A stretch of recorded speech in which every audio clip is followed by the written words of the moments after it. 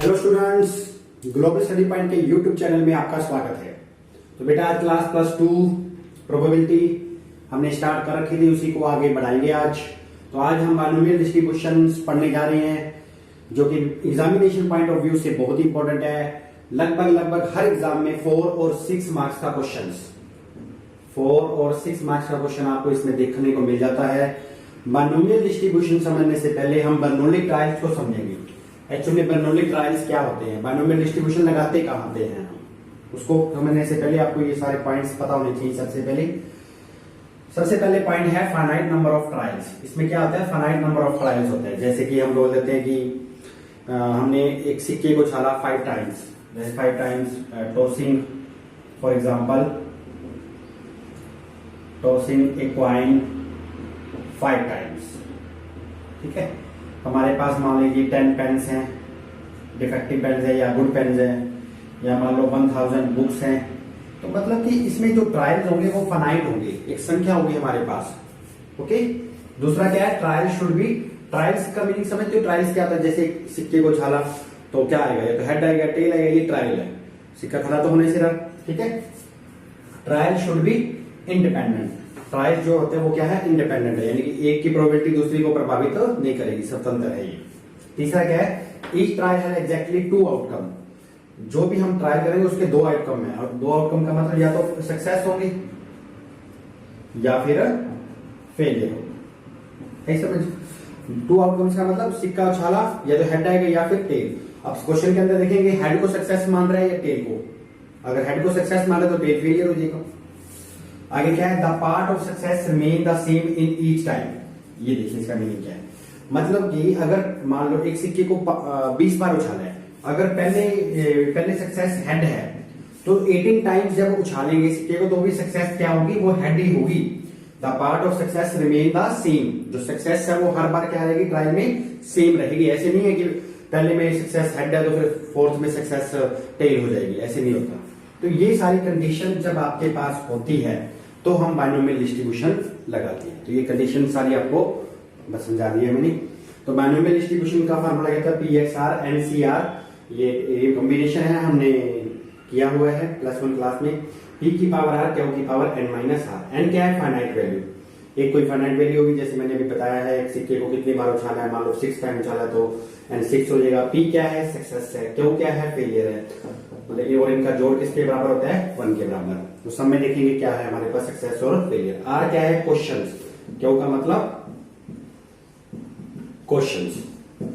Last line of question होती है ये, लास्ट लाइन में पूछता है कि किसकी हमने प्रोबेबिलिटी फाइंड करनी है, एटलीस्ट 2, एटलीस्ट 3 या एग्जैक्टली 2।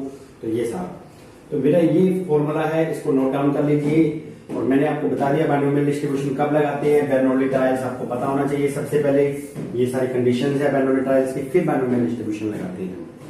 तो आई होप सो कि आपको ये समझ लग गया। अब कुछ क्वेश्चन स्टार्ट करते हैं। ठीक है बेटा, कुछ क्वेश्चंस करने जा रहे हैं हम। तो पहले मैं 9 क्वेश्चन ले रहा हूं। वो कह रहा है, एक pair of dice is throne 4 times. एक डाइस को, पेयर ऑफ डाइस को 4 टाइम्स उछाला गया है। तो पेयर ऑफ डाइस है तो टोटल आउटकम्स क्या बन जाएंगे हमारे पास, total outcomes pair of dice को उछाला तो 36। कितने टाइम्स उछाला है, 4 टाइम्स, यानी कि n की वैल्यू क्या होगी, 4। टोटल नंबर ऑफ ट्रायल्स, ये हो गया total number of trials, total number of trials. ठीक है, वो कह रहा है आगे, if getting a doublet is consider a success. Doublets को क्या बोल रहा है, सक्सेस, यानी कि P होता है सक्सेस। डबलेट्स मतलब सेम नंबर, क्या होता है, 6/36। डबलेट्स का मतलब 11, 22, 33, 44, 55 और 66। सेम नंबर भी बोल सकता है। तो सक्सेस की प्रोबेबिलिटी कितनी होगी, 1/6, क्योंकि बस 1 में से माइनस कर दो, 5/6। ठीक है, तो पहले हम बाइनोमियल डिस्ट्रीब्यूशन लाएंगे। PXR क्या फॉर्मूला होता है, NCR, P की पावर R, Q की पावर N-R। N है हमारे पास 4 बार हमने डाइस को उछाला तो N 4 हो गया। प्रोबेबिलिटी बाद में देखेंगे किसकी पता करनी है। R मतलब जिसकी प्रोबेबिलिटी हमने फाइंड करनी है, वो लास्ट लाइन ऑफ क्वेश्चंस होती है हमेशा। ठीक है, P क्या है, 1/6, Q है 5/6, N-R, N है 4 -R। अब देखिए प्रोबेबिलिटी किसकी पता करनी है, अब बोल रहा है two success, find the probability of two success. Two success मतलब आर की वैल्यू क्या फाइंड करेंगे फर्स्ट पार्ट में, टू सक्सेस मतलब आर की वैल्यू 2 पुट कर दीजिए इसके अंदर, 4 2 1/6 की पावर 2 5/6 की पावर 4 माइनस 2। बस इसको सोल्व कर लीजिए, ये 2 तक बैक जाएगा, 4 इंटू 3, यहाँ 2 है तो नीचे वाले टर्म को 1 तक लेके जाना होता है। ये कॉम्बिनेशन है, हमने +1 क्लास में किया हुआ है। इसको 2 टाइम्स लिखेंगे, 4 में से 2 गए 2, इसको भी 2 टाइम्स। बस इसको आप सोल्व कर लीजिए, 2 2 जार 4, 3 2 जार 6, 2 से 2 कैंसल, बस 4 तो नहीं कैंसिल होगा, 5 5 जार 25, ये 36, 260, ये आ गया आपका आंसर। सेकेंड पार्ट में देखिए क्या बोल रहा है, सेकेंड पार्ट ओवर है आपका 9th का, at least two success. At least two success मतलब उतना तो लेना है, उससे ज्यादा भी लेना है। तो रिक्वायर्ड प्रोबेबिलिटी आप लिख सकते हो, required probability at least two success का मतलब 2, एट लीस्ट का मतलब उतना लेना है उससे ज्यादा भी, और एट मोस्ट उतना लेना है उससे कम भी लेना है। तो 2 से ज्यादा कितना हो सकता है, 4 तक हो सकता है, क्योंकि हमारे पास एन की वैल्यू 4 है, 3 और 4। मतलब कि 2 तो आपको सोल्व करने की जरूरत नहीं है, अभी मैंने सोल्व किया है 25 अपॉन 216, और 3 के लिए आपने आर की वैल्यू 3 पुट कर देनी है यहाँ पर, ठीक है। इसको सोल्व आप खुद करोगे, मैं नहीं करूंगा सोल्व। यहाँ 3 पुट करेंगे, 4 में से 3 गए 1, 4 पुट करोगे तो 4 आर की वैल्यू 4 पुट कर लोगे।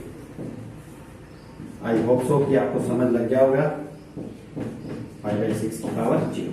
तो इसको सोल्व करके बेटा कमेंट बॉक्स में बताना क्या आंसर आया है।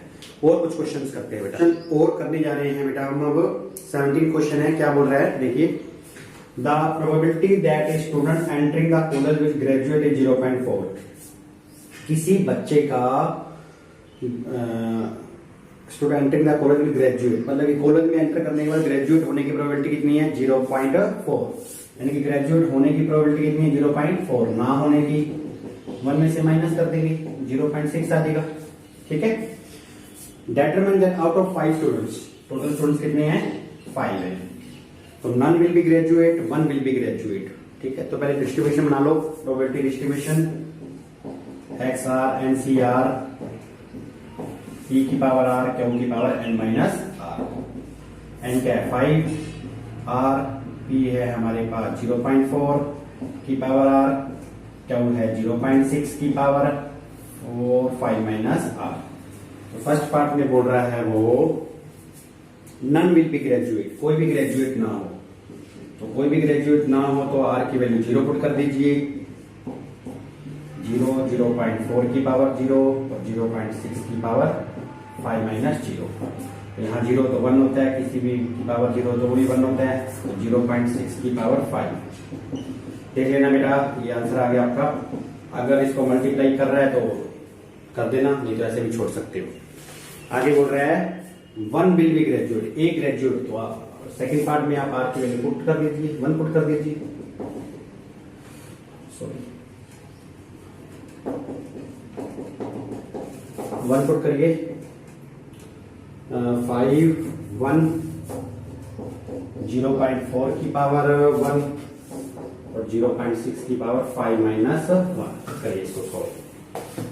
तो ये आ जाएगा 5, 0.4 और 0.6 की पावर 4।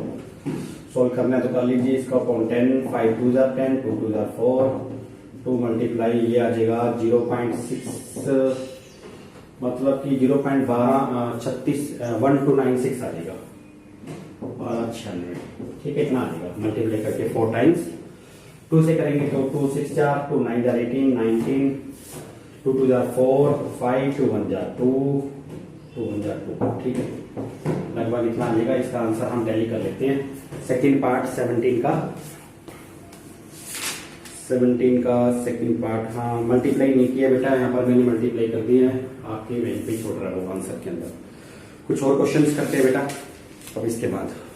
और क्वेश्चन बेटा एक अच्छा सा क्वेश्चन और लेने जा रहा हूँ मैं। 23 क्वेश्चन है, ठीक है। 23 क्वेश्चन में क्या बोल रहा है वो बोल रहा है find the probability that a family of 4 children, एक फैमिली में 4 चिल्ड्रन है, एन की वैल्यू क्या होगी 4, टोटल 4 होगी।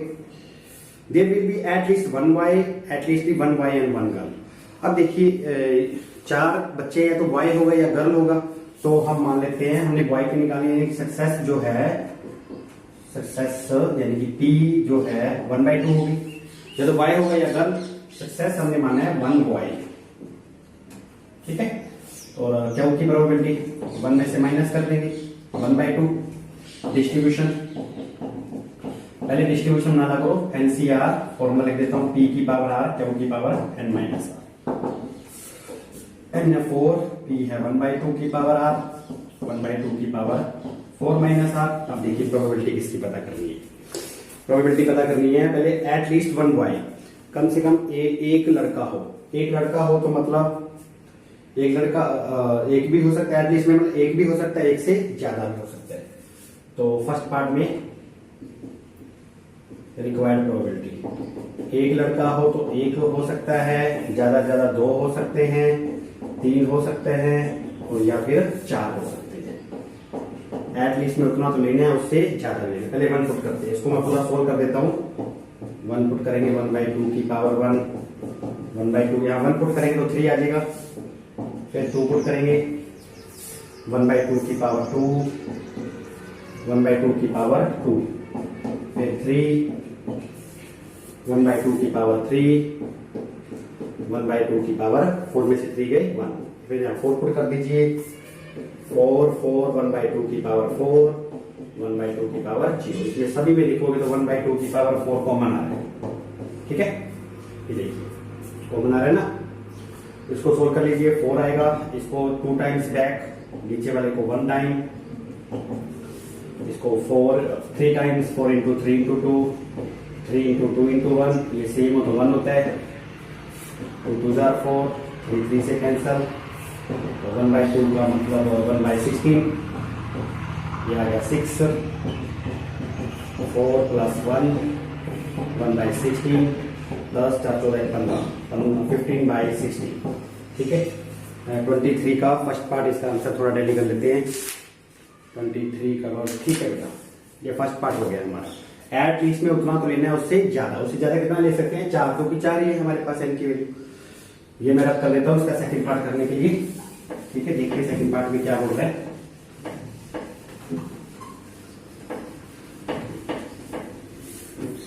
पार्ट देखिए, सेकंड पार्ट में क्या बोल रहा है, प्रोबेबिलिटी, सेकंड पार्ट में प्रोबेबिलिटी